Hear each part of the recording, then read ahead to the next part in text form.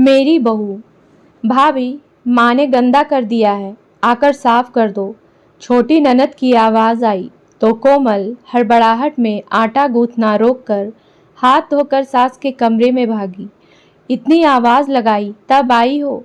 छोटी ननद गुस्सा होते हुए बोली। दीदी, मैं आटा गूंथ रही थी।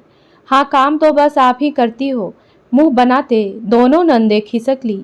कहीं कोमल माँ के कपड़े बदलवाने में उनसे मदद ना मांग ले। कोमल ने फुर्ती से सफाई कर सास के कपड़े बदले। 1 साल से यही करती आ रही है। 1 साल पहले उसकी सास फिसल कर गिर गई तो चोट लगने की वजह से शरीर लकवाग्रस्त हो गया। इलाज से सुधार तो हुआ, पर निचला हिस्सा असंवेदनशील ही बना रहा। लिहाजा कोमल ही साफ सफाई करती। उनकी तीमारदारी में लगी वह सास की सफाई के बाद उनके कपड़े धोकर फिर दोबारा नहाकर किचन में पहुंची तो देखा बड़ी ननद बड़बड़ा रही है। कोमल, 9 बजने आए और तुमसे अभी तक नाश्ता नहीं बन सका। हद होती है काम चोरी की। मैं अभी बनाती हूँ दीदी। सब्जी तो छौंक दी थी, आटा गूंथ रही थी कि माँ जी की सफाई के लिए जाना पड़ा। अभी पराठे सेकती हूँ। तुम तो रहने ही दो, माँ का बहाना कर तुम अपनी भड़ास इस तरह निकालती हो। ननदों का आना भी जो नहीं भा रहा तुम्हें। ठीक है भाई, अब खुद ही बना खा लेंगे, तुमसे तो हो नहीं रहा। अपमान से जल उठी कोमल की आंखें छलछला आई। चुपचाप अपने काम में जुट गई। 2 हफ्तों से दोनों बड़ी ननदें बच्चों समेत माँ को देखने आई थी। ससुर पति और एक छोटी ननद के अलावा उन दोनों के दोनों बच्चे भी थे, जिनका ख्याल कोमल को ही रखना था। सास हमेशा यही कहती, कुछ भी हो बहू, कभी बेटी नहीं बन सकती। बहू और बेटी के बीच के फर्क का अक्सर उसे एहसास होता है। जब भी किसी भी चीज का बंटवारा होता तो हर अच्छी चीज बेटियों को मिलती। बीमारी के चलते कुछ सोचकर कोमल की सास ने जेवरों का बंटवारा करने का निर्देश बड़ी बेटी को दिया। उनके आदेशानुसार जेवर तीनों बेटियों में बांटे गए, लेकिन कोमल के हिस्से आई एक पतली सी चेन जो उसके सास ने पहन रखी थी और उसे अभी मिलने वाली भी नहीं थी। फिर भी वह चुपचाप अपनी जिम्मेदारियां निभाते जा रही थी। एक तो माँ पिता उसे कुछ बोलने से रोक देते, साथ ही राजीव का प्यार और साथ की वजह से चुप होकर सब सह लेती। सोचती कि चलो, पति तो समझता है ना, कभी तो दिन बदलेंगे, सास भी उसको समझेगी। जब से सास बिस्तर से लगी वह मायके भी नहीं जा पाई और इकलौते भाई की शादी हो गई। मायके वाले उसे मनुहार कर कर के थक गए। भाई बेचारा जो उसे लेने आया था, उसे कोमल ने अकेले ही वापस भेज दिया था। कैसे जा सकती थी वह? कौन करता सास की सेवा? वैसे तो साल में 4-5 बार ननदें माँ को देखने के बहाने आ जाती, पर काम के समय उनके अपने बहुत बहाने थे।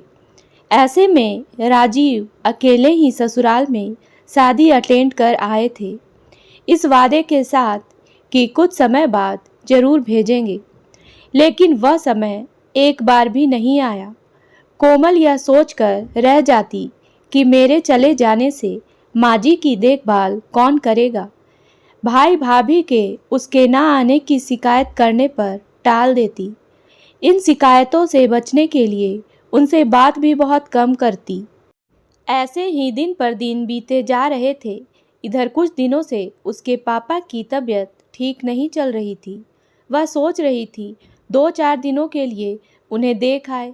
सास की तबीयत फिलहाल सुधरी हुई थी और दोनों ननदें भी आई हुई थी कि अचानक आए भाई के फ़ोन ने उसे भीतर तक हिला डाला। फ़ोन पर रोते हुए भाई ने सूचना दी कि पिता का देहांत हो गया। उसके आंसू रुक नहीं रहे थे। राजीव को फ़ोन करके गिड़गिड़ाते हुए कहने लगी, प्लीज़ अब तो जाने दीजिए, कुछ दिन माँ जी को दीदी लोग देख लेंगे। अब भी ना गई तो परिवार समाज कहीं मुंह दिखाने लायक नहीं रह जाऊंगी। राजीव ने उसे चुप कराते हुए आश्वासन दिया, मैं अभी तत्काल में टिकट बुक करा रहा हूँ, हम दोनों चलेंगे। मैं अगले दिन वापस आ जाऊंगा, पर तुम रुक जाना। उस घर के प्रति भी तुम्हारे कुछ फर्ज हैं। मैं समझता हूँ इस बात को, तुम जाने की तैयारी करो। ननदों और सास ने उसके पिता के गुजरने की खबर सुनी तो उन सबके मुंह बन गए, लेकिन इस बार कुछ कह नहीं सकती थी, परिस्थिति ही ऐसी थी। उसके मायके छोड़ राजीव अगले दिन ही वापस आ गया। माँ के सभी काम जो कोमल अकेले करती थी, तीनों बहनें और राजीव मिलकर करने लगे। फिर भी क्योंकि आदत नहीं थी काम करने की, तो हमेशा कमियां रह जाती।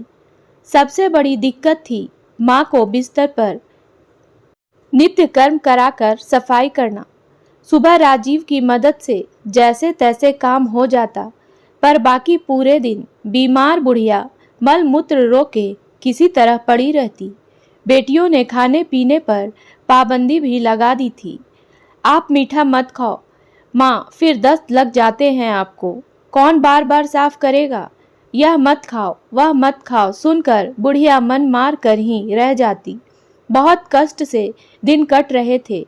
कोमल के जाने के तीसरे दिन ही बड़ी ननद तो बच्चों की पढ़ाई का बहाना बनाकर निकल ली। छोटी ननद ने दूसरे नंबर की बहन को कह दिया, आप नहीं जाओगी, बहाना बनाकर बड़ी दीदी तो चली गई। कोमल भाभी की तरह मुझे मत समझना, मैं नहीं कर सकती इतना काम। माँ बिस्तर पर पड़ी सब सुन रही थी और समझ भी रही थी। अकेले एक पैर पर दौड़ते रहने वाली कोमल के काम का बोझ इतने लोग मिलकर भी नहीं उठा पा रहे थे। उस दिन राजीव जाने के बाद बहुत रोकने पर भी बुढ़िया का मल कपड़ों में ही छूट गया। वह गुहार लगाती रही बेटियों से साफ करने की।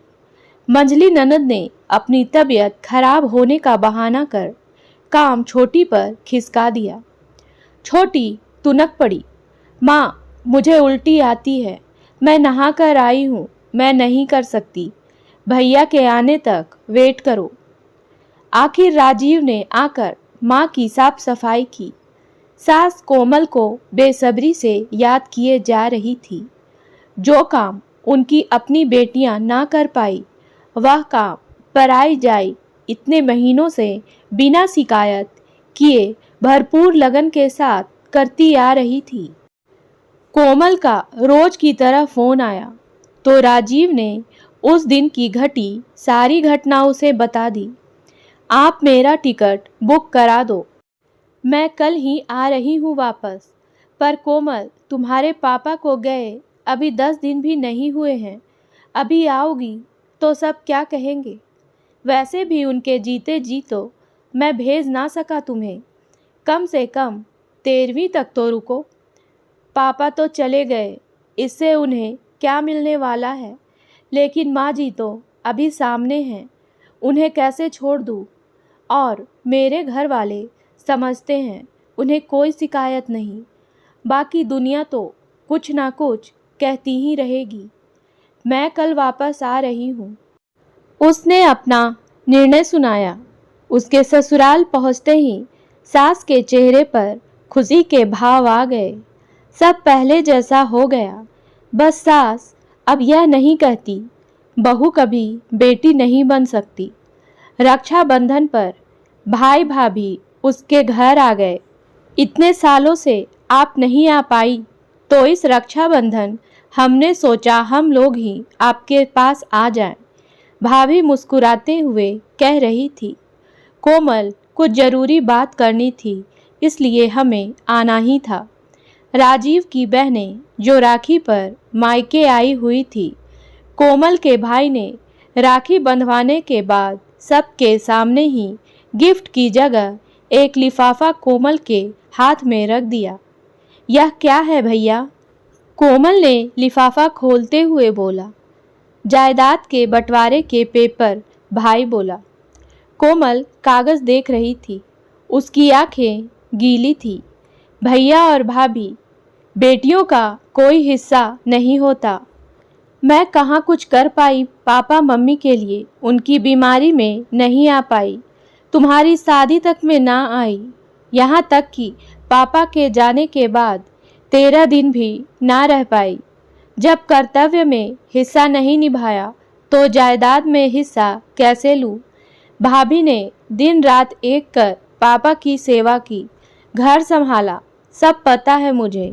भैया मुझे जायदाद में हिस्सा नहीं चाहिए, बस अपने प्रेम में हिस्सेदार बनाओ आप दोनों, ताकि माँ पापा के बाद भी मेरा मायका बना रहे।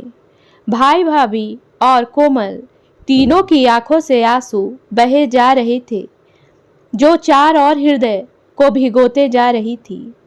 कोमल की सास और तीनों नंदे इस घटना की साक्षी थी।